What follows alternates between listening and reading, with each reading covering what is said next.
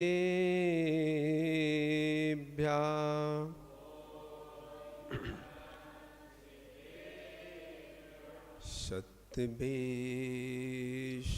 मैत्रीं गुणषु प्रमोदं क्लिष्टेषु जीवेषु कृपापरत्वं माध्यस्थभावं विपरीतवृत्तौ सदा ममात्मा विद्धातु देवो सदा ममात्मा विद्धातु देवो। नमो अरिहन्ताणं नमो सिद्धाणं नमो आयर्याणं नमो अज्जायाणं नमो लोये सव्यसाहुणम्।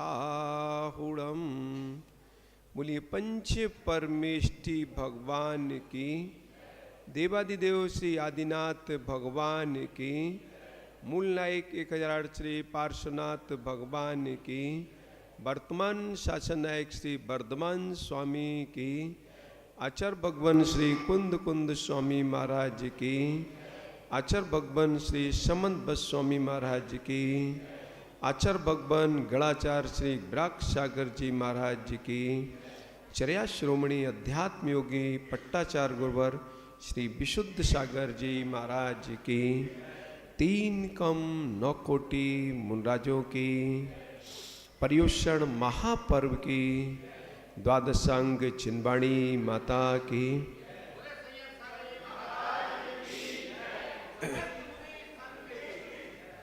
भवबंधु, हम सभी अंतिम तीर्थेश वर्धमान स्वामी के शासन में विराजते हैं और उनकी पीयूष अमृतमयी वाणी जो जीव मात्र को शीतलता और शांति का वेदन कराने वाली है, ऐसी अमृतभूत जिनवाणी जिनामृत का पान कर रहे हैं।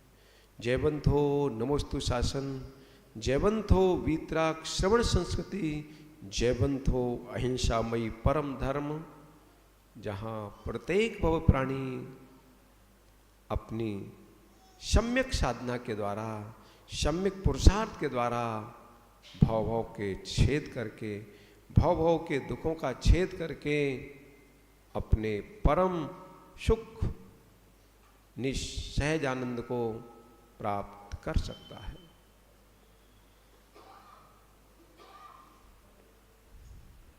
आज क्या भैया, क्या है? आज से जो है पर्युषण पर्व का प्रारंभ हो गया। आज से मालूम है जब नए युग का प्रारंभ होता है नहीं, इसी दिन से होता है। 5वां काल आएगा नहीं, उसके बाद 6वां काल। 6वां काल के अंत 49 दिन, अंत के 49 दिन, तब होगी कुवृष्टि। मतलब 49 दिन पहले से 7 दिन 7 पदार्थों की कुवृष्टि होगी। उसके बाद जब 49 दिन बाद फिर लगातार 49 दिन, मतलब नया युग प्रारंभ होगा, तब लगातार होगी सुवृष्टि। कब से चालू होगी? अरे नहीं, सुनो सुनो सुनो, कब से चालू? वो 40 सुवृष्टि होगी सावन कृष्ण एकम से। सुवृष्टि मतलब सावन कृष्ण, मतलब आषाढ़ तक तो अंत होगा किसका? कुवृष्टि का। एकम से चालू होगी सुवृष्टि और 49 दिन चलेगी। 49 दिन जोड़ो कब होंगे पूरे? 30 दिन किसके हो गए? ठीक। 15 दिन कितने हो गए? 45। और 4 दिन पूर्णमासी के, मतलब इसके शुक्ल पक्ष के कितने हो गए? मतलब अब जो है वृष्टि पूरी हो चुकी रत्नों की। अब जो है जो भूमि है वो उपजाऊ हो गई, हरी भरी हो गई, मतलब फसल बोने योग्य हो गई। मतलब नया युग चालू हो गया। जो अभी भूमि बंजर हो गई थी, किसी उपयोग नहीं, दग्ध हो गई थी, दग्ध हो गई, दग्ध मतलब वहां कुछ हो नहीं सकता था, ऐसी अमृत की वर्षा हो चुकी है। ये क्या है? अमृत काल प्रारंभ हो गया है। आज क्या हुआ है? हाँ, अमृत की वर्षा हो गई, अमृत काल प्रारंभ हुआ है। अब जो अभी तक भोजराज कहाँ है भैया? आए नहीं, आज पीछे बैठे हैं। अमृत की वर्षा हो गई है भैया, 49 दिन तक अमृत की वर्षा हो गई है। अब इस अमृत वर्षा का लाभ ले लो। क्या करो? जो अनादि से हमारी क्या, जो हमारी आर्तरोध ध्यान की खेती चल रही थी, आर्तरोध ध्यान की खेती चल रही थी नहीं, इसमें करो, इसको बदलो। भूमि तो हो गई उर्वरा उपजायु, अब इस आद भूमि को करो। अभी तक आर्तरोध ध्यान की धरातल था, और इसमें करो किसको? धर्म ध्यान का धरातल तैयार करो। जो जमीन किसकी थी? देखो, अनादि मिथ्या स्टिच्यू क्या होता है? मात्र आर्त ध्यान और रोध ध्यान, दूसरा कोई ध्यान नहीं होता है। जब ये आर्तरोध ध्यान का, आर्तरोध ध्यान की भूमि का जब क्या होता है? खुदाई होती है, खुदाई होती है, मतलब हल चलता है, तब यही भूमि धर्म ध्यान की योग होती है। यही भूमि, यही आत्मभूमि, यही आत्मभूमि, यही होगी, दूसरी नहीं। ये आत्मा कोई दूसरी लानी पड़ेगी। ये अपने ज्ञान को नहीं बदलना, ज्ञान को बदलना नहीं पड़ेगा, पर ज्ञान को बदलना पड़ेगा। यही ज्ञान जिसमें आर्तरोध ध्यान चल रहा था, यही आत्मा जिसमें आर्तरोध ध्यान चलता है। अब देखो, सो अवसर है, सो अवसर है, क्या है? पर्यूषण पर्व है। पर्यूषण पर्व का मतलब इतना पवित्र कर लो इस काल में, इस समय में इतना कर लो, ये धर्म ध्यान की खेती, मतलब ये भूमि ऐसी हो जाए यहां धर्म ध्यान की खेती हो। धर्म ध्यान की 10 दिन नहीं अकेली, 10 दिन में संस्कार डाल लो। 10 दिन में ऐसे संस्कार डालो, ऐसे संस्कार डालो कि धर्म ध्यान की खेती हो, धर्म खेती बढ़ती जाए, बढ़ती जाए, और एक दिन शुक्र ध्यान की खेती भी इसमें हो। मतलब हम अनुव्रती बने, संयम का पालन करें, अनुव्रती बने, और एक दिन महाव्रती बने, और जिसका फल, परम फल क्या है? परम फल क्या है? कर्मों से अंत रहित अवस्था, सिद्ध अवस्था वर्तमान में प्राप्त नहीं होगी। होगी क्या? सिद्ध अवस्था वर्तमान में तो किसी को प्राप्त नहीं हो सकती है। वर्तमान में क्या हो सकता है? क्या हो सकता है? क्या हो सकता है भाई? अरे ये जो भूमि आर्तरोध ध्यान की है, इसको धर्म ध्यान की खेती बनाकर, धर्म ध्यान के योग बनाकर, उपजायु बनाकर, इसमें अनुव्रत महाव्रतों का पालन करके धर्म ध्यान के साथ समाधि हो सकती है। नहीं हो सकती? ओम भाई कर लो, बना लो। कब तक कांटों को बोते रहोगे? कब तक कांटों की फसल लहराते रहोगे? इसमें कांटों की फसल नहीं, इसमें मृतता, सहजता, सरलता की फसल करो। इसमें दुर्गंधी की नहीं, इसमें सुगंधित परिणामों की खेती करो। ये दुर्गंधित परिणाम जो अनादिकाल से संसार में घुमा रहे हैं, प्रिंस भाई, अनादिकाल से घुमा रहे हैं, इनको जान लो, जान लो, पहचान लो। कोई शत्रु है, कोई प्राणी नहीं, कोई वस्तु नहीं। यदि कोई शत्रु है तो हमारे ही खोटे परिणाम हैं। संसार में कोई घुमाने वाला है जो शत्रु देख रहा है वो नहीं, जो पीड़ित कर रहा है वो नहीं, बल्कि जिन परिणामों के द्वारा शत्रु नजर आ रहे हैं, जिन परिणामों के द्वारा शत्रुता नजर आ रही है, ये परिणाम ही हमारे शत्रु हैं।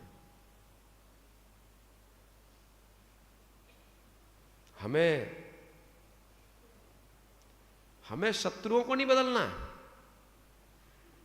कोई शत्रु हमें मान रहा हो, हमें शत्रुओं को नहीं बदलना है, हमें अपने अंदर के शत्रु परिणामों को बदलना है। और शत्रु परिणामों को बदल दोगे तो कोई शत्रु रह नहीं सकता। ज्ञान भैया, कोई शत्रु मिल नहीं सकता। कल्याण भैया, शत्रु तभी तक मिलेंगे जब तक शत्रु परिणाम है, अन्यथा तो संसार का प्रत्येक द्रव्य आपका उपकारी है। यदि शत्रुता हृदय में विराजमान न हो तो संसार का प्रत्येक द्रव्य आपका उपकारी है। जो शत्रु बन के भी आएगा वो भी उपकार करने आएगा। कोई अपकार कर ही नहीं सकता, कोई अपकार नहीं कर सकता। अपकार करने वाला कोई है तो मेरा ही राग द्वेष परिणाम, मेरा ही वैभाविक परिणाम। पकड़ लो भाई, पकड़ लो, पकड़ लो भागचंद जी, पकड़ लो, पकड़ लो अपनी अंदर की, अपनी अंदर की, अपनी अंदर की कालुषता को। जो कालुषता शत्रुओं को जन्म देती है, जो कालुषता भाव भाव में घुमाती है। दुनिया की व्यवस्थाएं मत करो। अच्छत भाई, दुनिया की व्यवस्था मत करो, मत करो दुनिया की व्यवस्था। व्यवस्थापक मत बनो, व्यवस्थापक बनो, व्यवस्थित हो जाओ। व्यवस्थापक मत बनो, व्यवस्थित हो जाओ।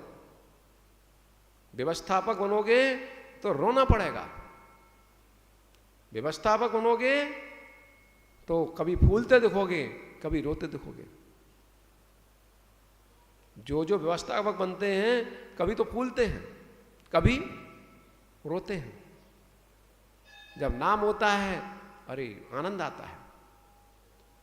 अब जो व्यवस्थापक होंगे उन्हीं पे तो बात उठेगी, जो व्यवस्था कर ही नहीं रहे उन पे क्या बात उठेगी। अरे दुनिया की व्यवस्थाएं मत करो, दुनिया की व्यवस्था मत करो, दुनिया के व्यवस्थापक मत बनो, अपने व्यवस्थापक बन पाओ। व्यवस्थापक किनके बनना है? दुनिया के। घर की व्यवस्थापक मत बनो, घर के व्यवस्थापक मत बनो। जो जो घर की व्यवस्था करते हैं वो रोते मिलते हैं। जो जो घर की व्यवस्था करते रोते मिलते हैं, जो निज की व्यवस्था करते हैं वो घर में भी शांति से जीते हैं। और महाव्रती बन गए, प्रिंस भाई की बन गया भाव कि हम तो महाराज बनेंगे। महाराज बन के भी यदि व्यवस्थाएं चली, व्यवस्था बनाई तो रोते मिलोगे, नियम से रोते मिलोगे।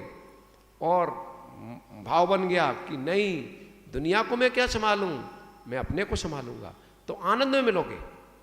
ना रोते मिलोगे ना हंसते। रोते वही हैं जो दुनिया की व्यवस्था बनाते हैं, हंसते भी वही हैं जो दुनिया की व्यवस्था बनाते हैं। जो अपनी व्यवस्था है बनाते हैं, जो ना रोते हैं ना हंसते हैं, आनंद में जीते हैं। निर्णय आपको ही करना है रमेश भैया, निर्णय आपको करना है। क्या करना है? व्यवस्था पूरी हो गई क्या? क्या कह रहे हैं? व्यवस्था पूरी हो गई रमेश भाई? हो गई? अच्छा, सारी हो गई, कुछ रह गई?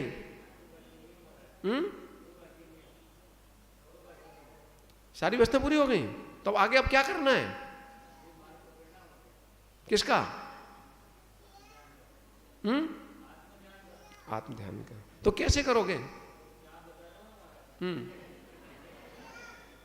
तो कैसे करोगे भैया, रमेश भैया?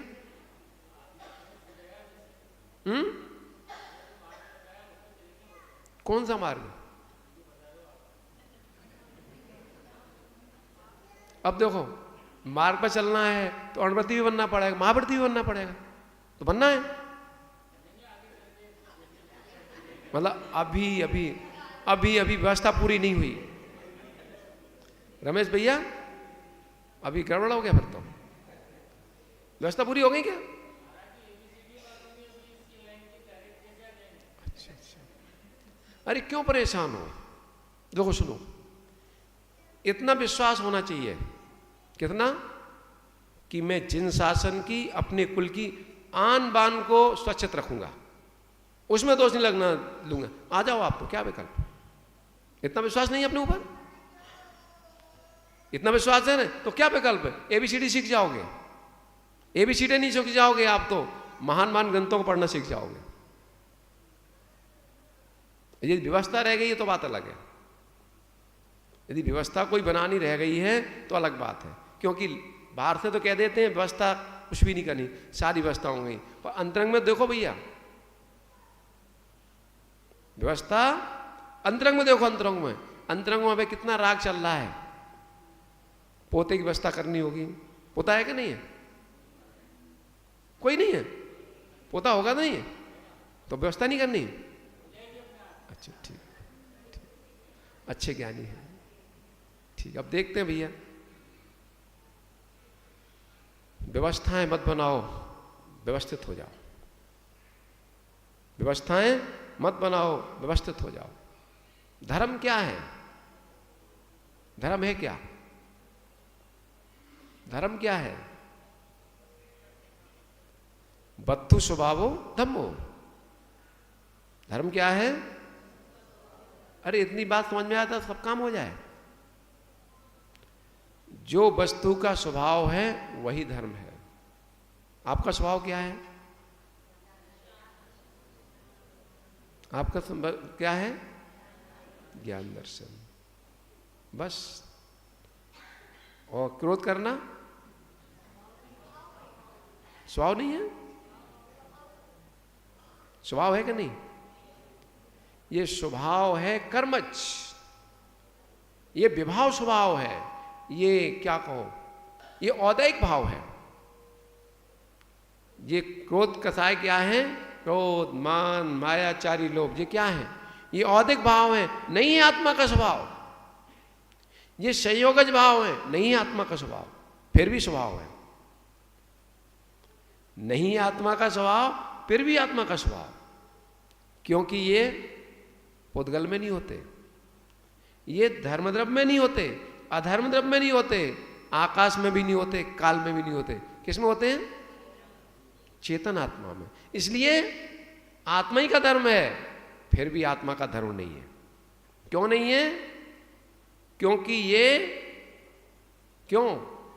संयोग से उत्पन्न हुए हैं।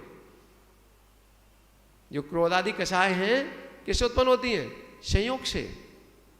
अरे किसी में आत्मबुद्धि न हो तो क्यों उत्पन्न हो? अनादि के संस्कार न हो तो क्यों उत्पन्न हो? अनादि के संस्कार क्या, अनादि कर्म हमारे सत्ता में न हो तो क्रोध कहां से उत्पन्न हो?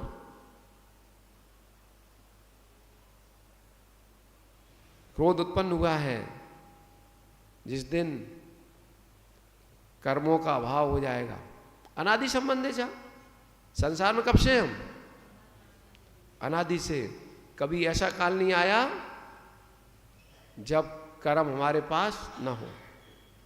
कर्म अनादि से हैं, पर अनादि कर्मों को भी मैं नष्ट कर सकता हूं, अनादि कर्मों को भी पृथक कर सकता हूं।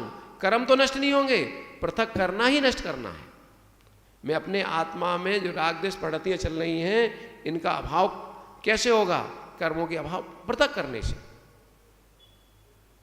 एक स्वर्णकार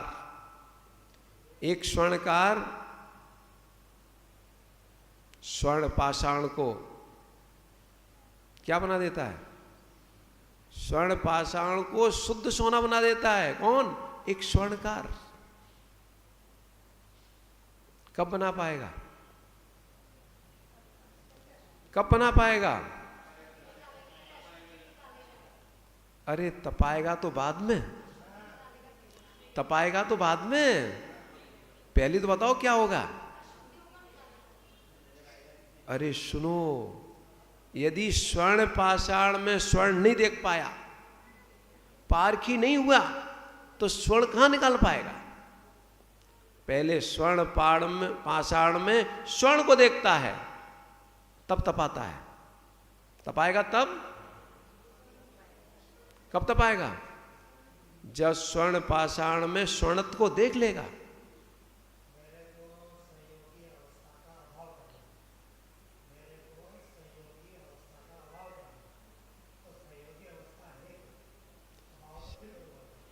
संयोगी अवस्था क्या है? निचेतन द्रव्य के अलावा जो भी है ये सब संयोग है, और इनका संयोग को अपना मानना यही है संयोगी अवस्था। मेरे चेतन आत्मा से भिन्न जो भी है वो सब क्या है? भिन्न है, अपने से भिन्न है। इनका संयोग है होना ही संयोगी अवस्था। जान लो, मान लो। अरे संयोगी अवस्था में ही देख लो संयोग से अभाव की अवस्था को। एक स्वर्णकार क्या करता है? स्वर्णकार यही करता है, स्वर्ण पाषाण में देख लेता है शुद्ध सोने को। अरे उसमें तो स्वर्ण पाषाण में पत्थर भी है, किट्टमा भी है, कालमा भी है, सबको देख लेता है कौन? स्वर्णकार। स्वर्णकार देख लेता है, श्रद्धा कर लेता है, विश्वास कर लेता है। हाँ, लक्षण नहीं जाने तो कैसे देख लेगा? देख लेता है। अरे स्वर्ण हर पाषाण स्वर्ण नहीं होता, हर पाषाण में स्वर्ण नहीं होता, पर स्वर्ण तो किसी न किसी पाषाण के अंतर्गत ही होता है। हर एक पाषाण स्वर्ण नहीं होता, पर जो स्वर्ण निकलता है खादान से वो पाषाण के रूप में ही होता है। ऐसे ही जितने द्रव्य हैं, इनमें सब में भगवान नहीं है, हैं द्रव्य में ही। वो द्रव्य कौन सा है? चेतन आत्मा। पहचान लो। छह द्रव्यों में अरे पाषाण में स्वर्ण पाषाण पृथक होता है, पहचान लेते हैं। ऐसी पहचान लो। 6 द्रव्यों में हमारा जो आत्म पाषाण है वो कौन सा है? वो सिद्ध पाषाण है कौन सा है? पहचान लो। ये तो समझ में आ गया कि नहीं आ गया? जो सिद्ध पाषाण है वो कौन सा है? चेतनात्मा। चेतनात्मा ही, जीवात्मा ही, संसार में घूमने वाला आत्मा ही तो सिद्ध पाषाण है। अरे सिद्ध अवस्था उसमें है। यही सिद्ध अवस्था को देख लोगे इसी पाषाण में तो सिद्धत्व की खोज करोगे, पुरुषार्थ करोगे।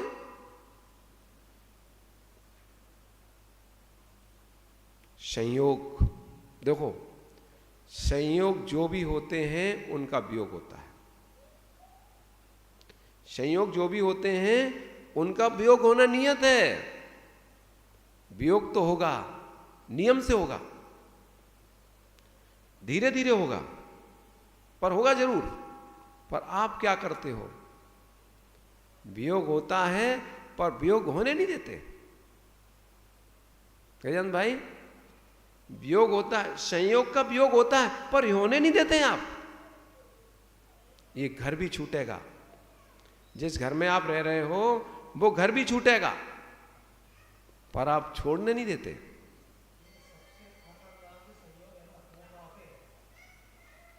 संयोग छूटेंगे घर भी छूटेगा, परिवार भी छूटेगा, घर भी छूटेगा, परिवार भी, संबंधी भी छूटेंगे। अरे संबंध में जो सुख की अनुभूति हो रही है ओम भाई, जो सुख की अनुभूति हो रही है सुख में, यही है खतरनाक। ये संयोग में जो सुख की अनुभूति हो रही है यही है खतरनाक, इसको पकड़ो। ये आपकी श्रद्धा में बैठा है, ये आपके संस्कारों में बैठा है, इसको पकड़ लो। भाई क्या करूं, क्या करूं? मतलब अभी तक इतने दिन हो गए, पर क्या करें, कैसा जीव है, मतलब सुख की अनुभूति ले रहा है दुख में, सुख की अनुभूति ले रहा है दुख में, अनेक विकलताओं में भी सुख की अनुभूति खोजता है। हम भैया बेचारे परेशान हैं, परेशान हैं। प्रैक्टिस, अभ्यास है, अभ्यास है। मतलब जिनवाणी सुनते हैं पर जिनवाणी समझ में नहीं आती, जिनवाणी चर्चाएं करते हैं जिनवाणी समझ में नहीं आती।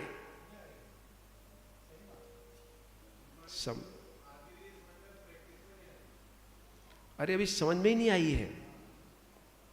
प्रैक्टिस का अभाव तो, अब संस्कारों का अभाव तो बाद में होगा, अभी तो समझ ही नहीं आया। समझ लो भैया, कब तक, कितना समय लगाओगे समझने में? शांति है, शांति है, अभी शांति है कि नहीं? चल रही है। कितनी देर तक? अरे शांति आपके पास है अभी क्या? अरे रस तो आ रहा है, इस रस में देखो शांति है क्या? अरे शांति तुम्हारे पास है अभी क्या? जो रस कह रहे हैं आप, जिस रस का पान अनादि से कर रहे हो, इस रस में शांति है क्या? होता है? क्रांति का वेदन नहीं होता है क्या? अरे शांति का ही वेदन होता है, क्रांति का वेदन नहीं होता है क्या?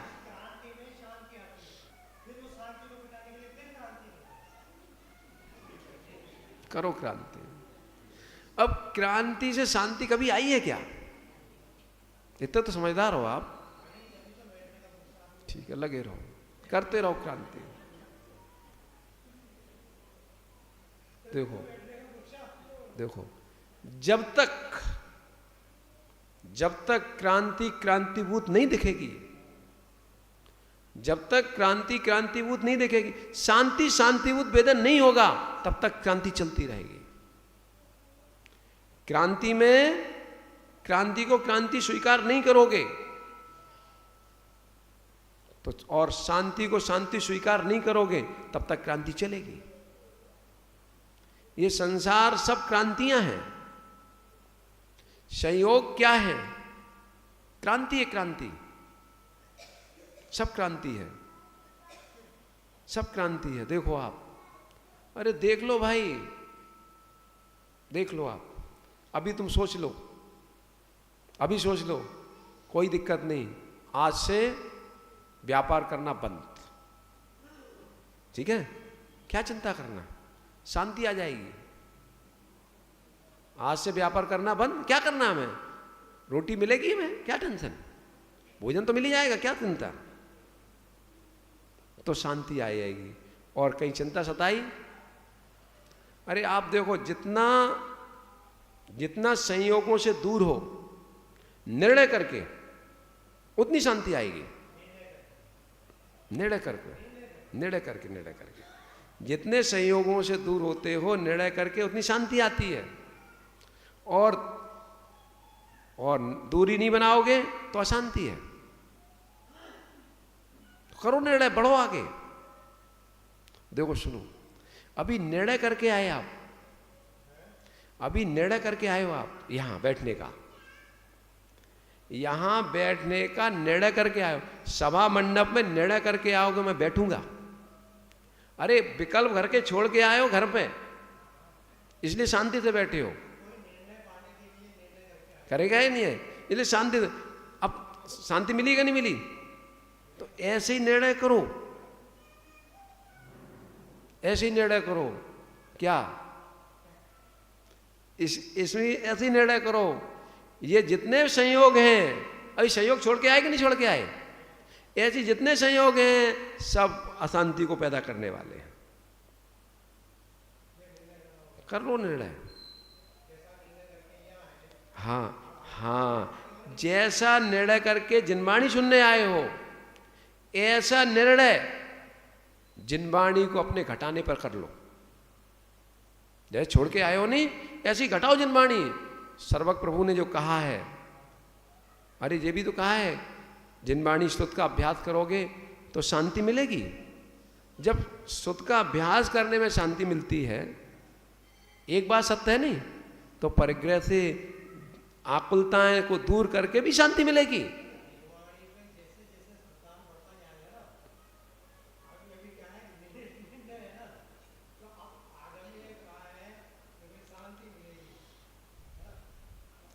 अब शांति मिलेगी, आगे कदम बढ़ाओ नहीं, बढ़ाओ भैया, बढ़ाओ, बढ़ा दो। वस्तु स्वभावो धम्मो, वस्तु का स्वभाव ही धर्म है। हमारा धर्म क्या है? क्रोध करना, मान करना, मायाचारी करना, लोभ करना। कौन सा धर्म है? नहीं है धर्म। तो हमारा धर्म है क्या? धर्म है क्या? अरे जो पीड़ित करे वो नहीं है हमारा धर्म। जो पीड़ित करे वो नहीं है हमारा धर्म। बोलो भाई, क्रोध आने पर पीड़ा होती है या क्षमा करने पर पीड़ा होती है? और क्षमा करने पर पीड़ा होती है या शांति होती है? अरे कोई भी कितना व्यक्ति हो, कितना भी पीड़ित करने वाला हो, यदि आप क्षमा कर दो अंतर से, तो शांति मिलेगी कि नहीं मिलेगी? यदि क्षमा कर दोगे तो शांति मिलेगी कि नहीं मिलेगी?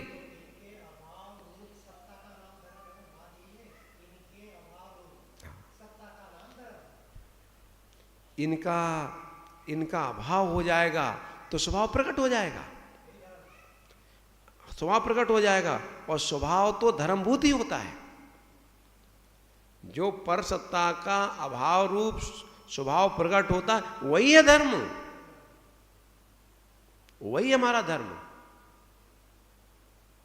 धर्म नहीं है, पर हमने धर्म मान लिया। किसको धर्म क्या मान लिया? संयोग को धर्म बना लिया है।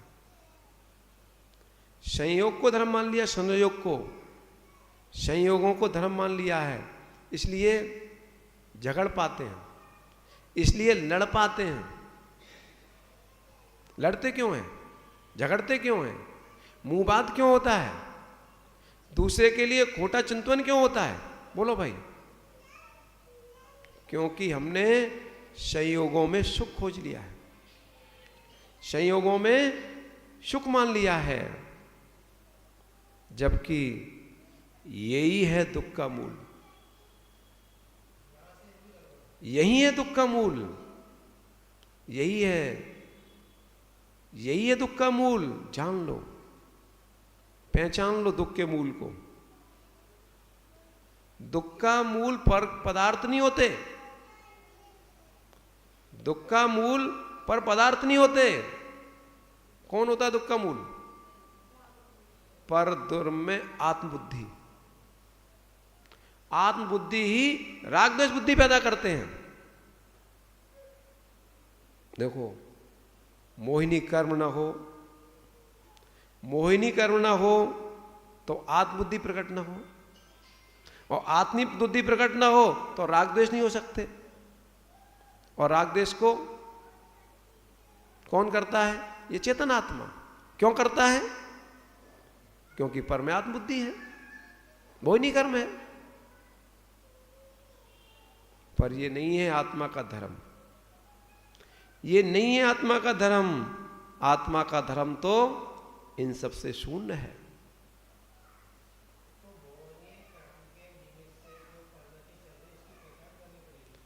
जान लो भाई,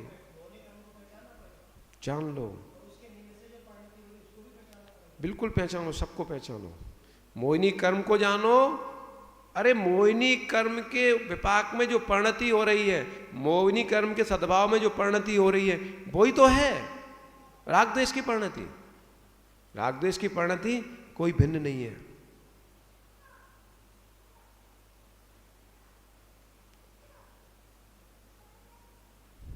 जानो, जानो, जानो, जानो, निज को जानो, पर को भी जानो।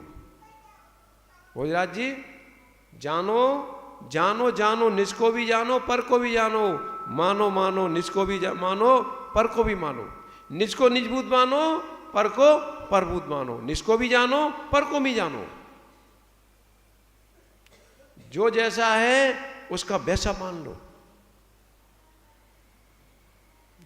जो जैसा है उसका वैसा मान लो। नहीं माना है इसलिए दुखी हो।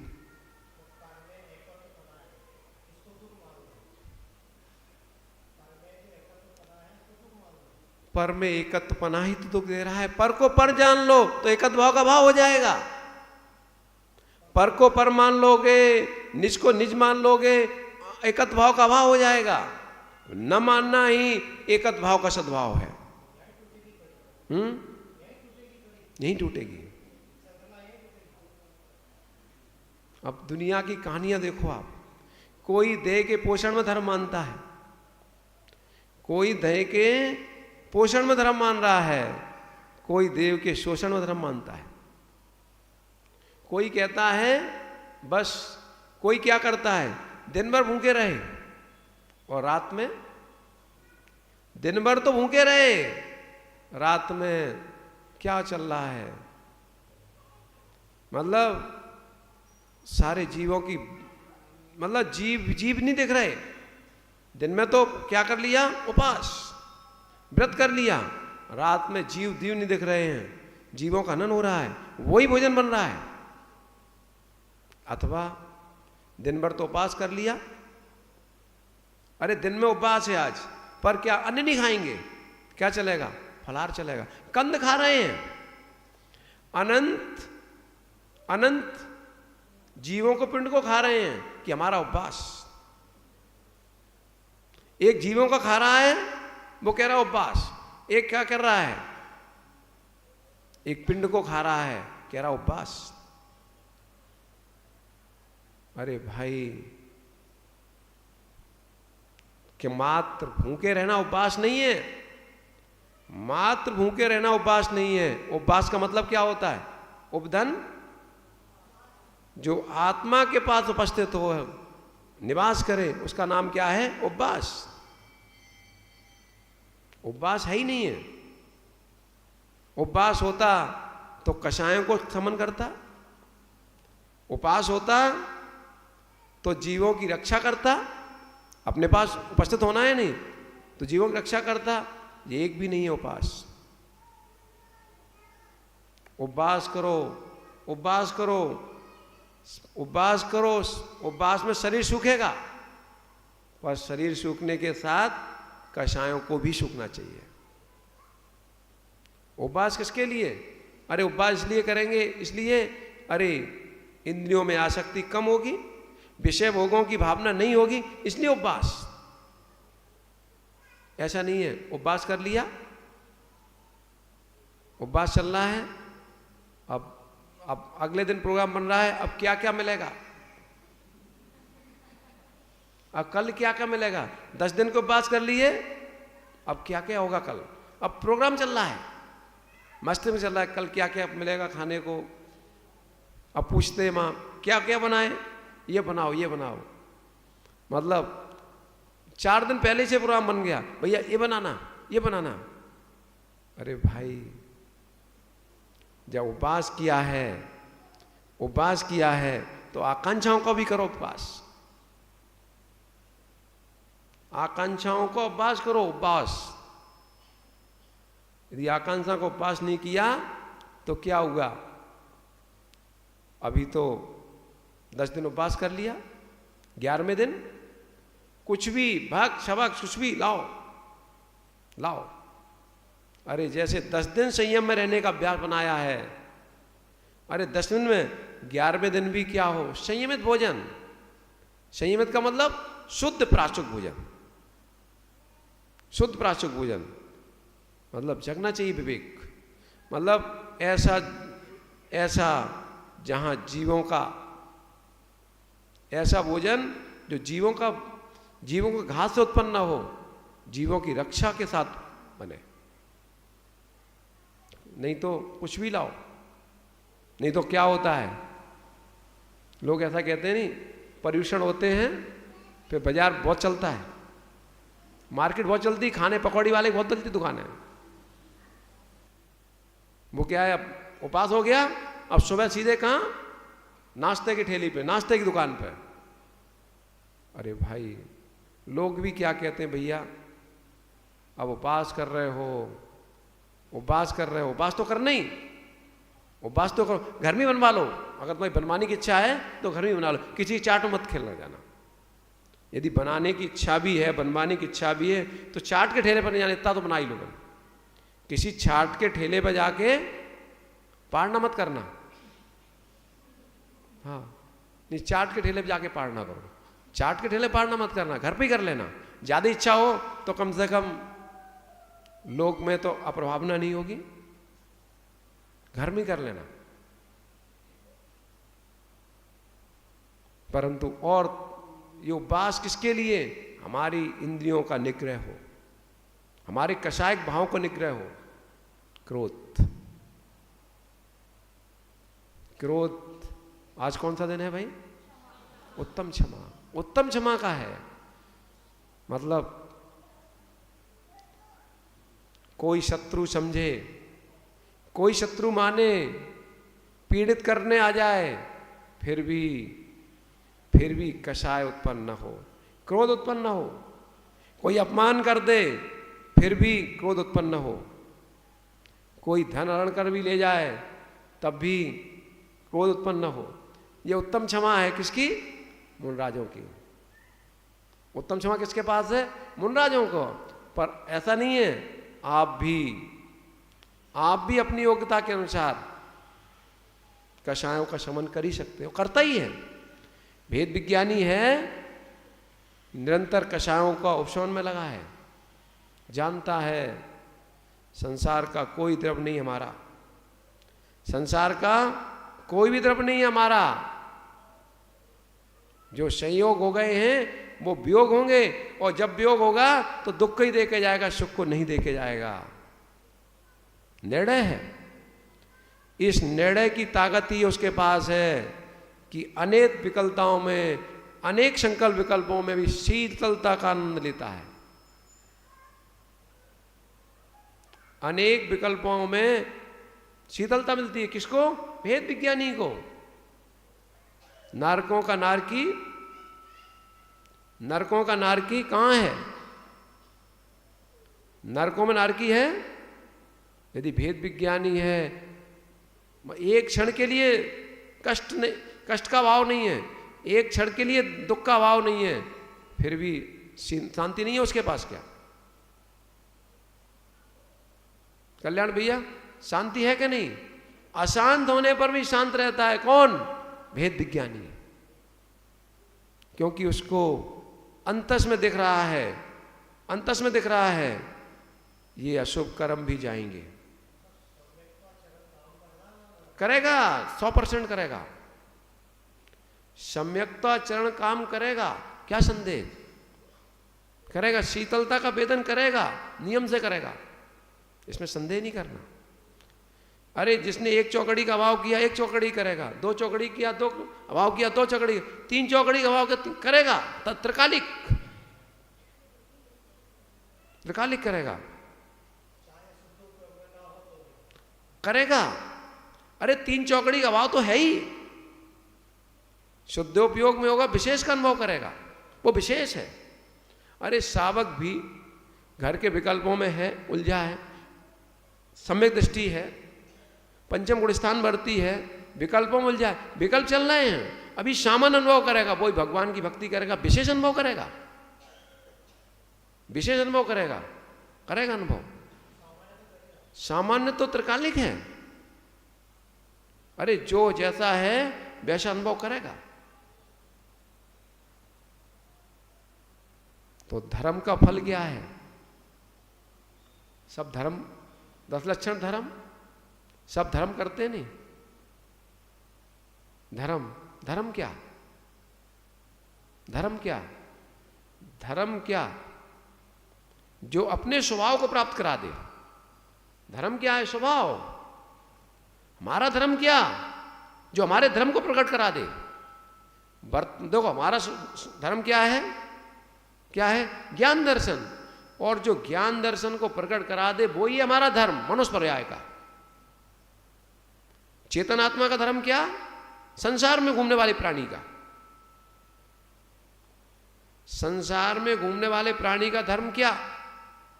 साधनभूत, साधनभूत। हमारा ये ज्ञान दर्शन प्रकट कैसे हो, इसका पुरुषार्थ ही है संसार के प्राणियों का धर्म। कषाय न करना ही है चेतन प्राणियों का धर्म। मिथ्यात्व का अभाव करना ही है चेतन प्राणी का धर्म, नहीं है कषाय करना। कषाय ने कितने नुकसान किया है। क्रोध कषाय ने कितना घात किया है लोगों का। कभी कभी क्या हुआ, घर में क्या होता है, घर में क्या होता है, कहीं भोजन अनुकूल नहीं हुआ, ओम भैया, कहीं देवी ने भोजन अनुकूल नहीं बनाया, फेंक दो थाली, थाली फेंक दो। अब थाली फेंक दोगे, अब क्या होगा, शांति से भोजन कर लेते तो शांति मिलती। अब थाली फेंक दी है नहीं, अब तो कुछ घंटे तो भोजन कर ही नहीं पाओगे, क्योंकि कषाय भड़क गई और भड़क गई और भड़क गई। अब देवी कहेगी तब भी अंदर की है नहीं कषाय, अब प्रकटीकरण दिखाएंगे, अभी नहीं। अरे कषाय तो भड़केगी, नुकसान ही कराएगी। आपने नुकसान किसका किया? नुकसान किसका? अपना ही नुकसान किया। अभी नहीं, थोड़ी देर बाद भोजन करोगे, भूखे के एक दिन रह भी लोगे, भोजन तो करना पड़ेगा। इसलिए भोजन के जब थाली अनुकूल नहीं भी था तब भी शांति से कर लेते, बाद में कह देते भाई ये व्यवस्था ठीक नहीं थी, तो कम से कम दूसरे दिन शांति से भोजन तो मिलता करने को। कषाय कोई भी हितकारी नहीं होती, कषाय कोई भी हितकारी नहीं होती। कषाय तो दुखी देती हैं। भाव भाव में घुमाने वाली कौन है? कषाय। देखो आप, जितने झगड़े होते हैं, जितने झगड़े होते हैं क्रोध के आवेश में, क्रोध को नहीं संभाल पाए, झगड़ा खड़ा हो गया। देखो उत्तम क्षमा की बात करो नहीं, उत्तम क्षमा तो महावृत्तियों के होता है। उत्तम क्षमा किसके होता है? आचार्य भगवान कुंद कुंद स्वामी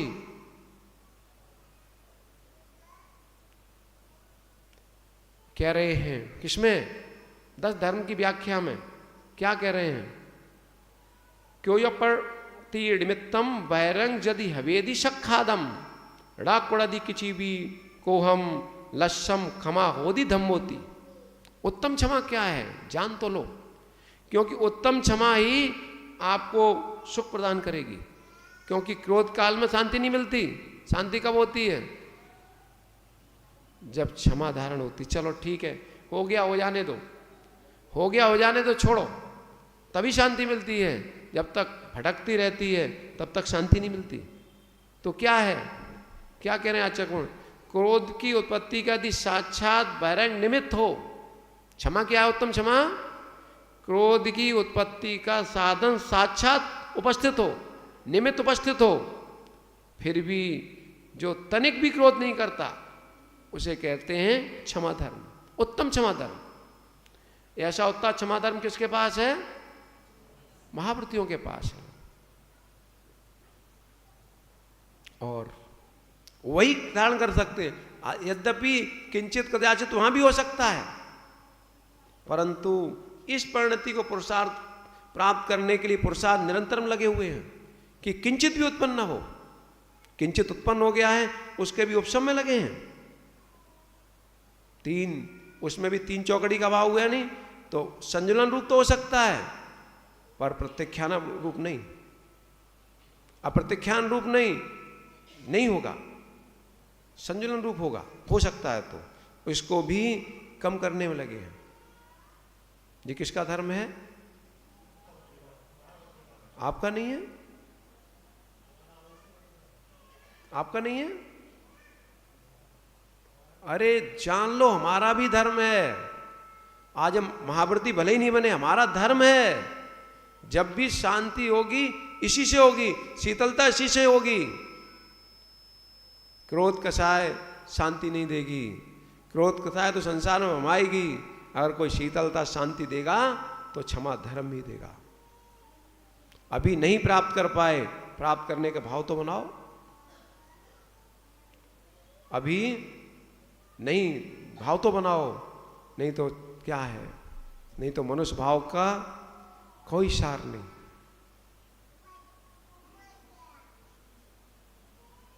धर्म जानो। देह को अपना धर्म मत मानो, देह को अपना धर्म मानो। क्रोध कसाय क्यों होती है? हमने देह को अपना धर्म मान लिया है। क्रोध क्यों उत्पन्न हुआ? देह को धर्म मान लिया। हमने अपने अहंकार को, मान को, सम्मान को धर्म मान लिया है। ये नहीं है हमारे धर्म। हमारा धर्म तो क्या है? हमारा धर्म क्या है? ज्ञायक भाव, जहां नहीं है किंचित भी क्रोध कसाई की तपन, नहीं है मान कसाई की तपन, कोई तपन नहीं, मात्र आनंद, आनंद, वही हमारा धर्म। ये 10 धर्म होते हैं आत्मा के। आत्मा के 10 धर्म होते हैं क्या? होते हैं। अरे आत्मा के ज्ञायक भाव में ही है सारे धर्म।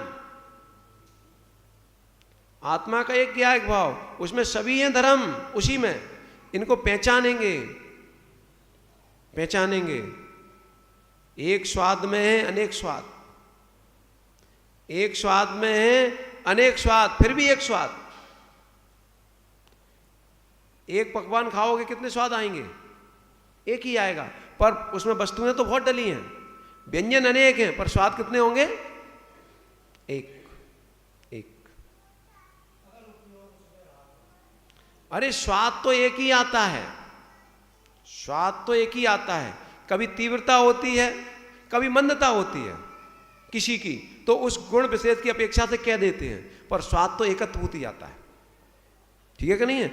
खीर बनी है, कभी कहते हैं इसमें बूरा ज्यादा पड़ा है, मतलब हमने बूरा की ओर दृष्टि डाली है, पर बूरा स्वाद बूरा क्यों नहीं ले रहे हो?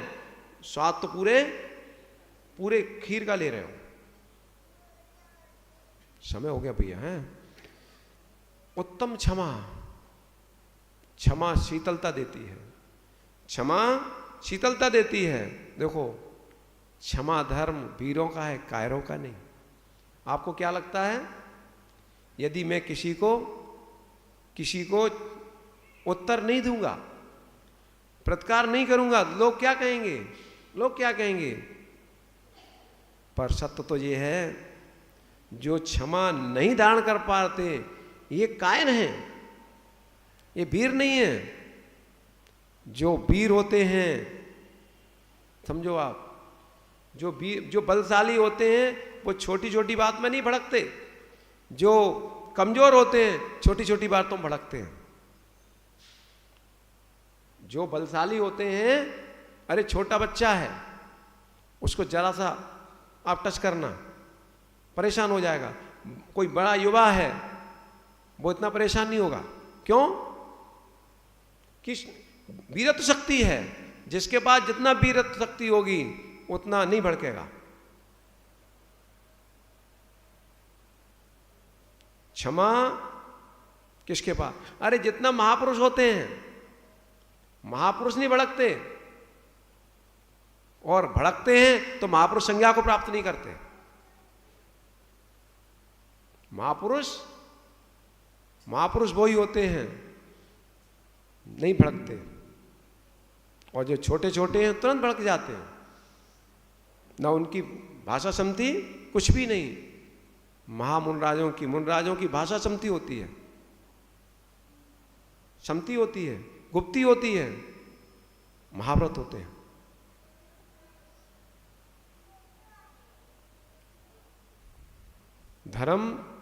धर्म लाया नहीं आता, धर्म होता है। धर्म लाया नहीं आता, धर्म तो होता है, प्रकट करना है। अरे क्रोध आदि कषायों का अभाव हो जाएगा तो क्षमा आदि धर्म प्रकट हो जाएंगे। इसलिए ये मत सोचना कभी कोई आपके विरुद्ध खड़ा हो जाए तो ये मत देखना कि मैं कुछ नहीं बोला तो कायर हो गया। अरे कायर नहीं, वीर हैं आप। यदि सामने नहीं बोले तो वीर हैं, अंतरंग में भी आपने कलशित प्रणाम नहीं के लिए तो महावीर हैं।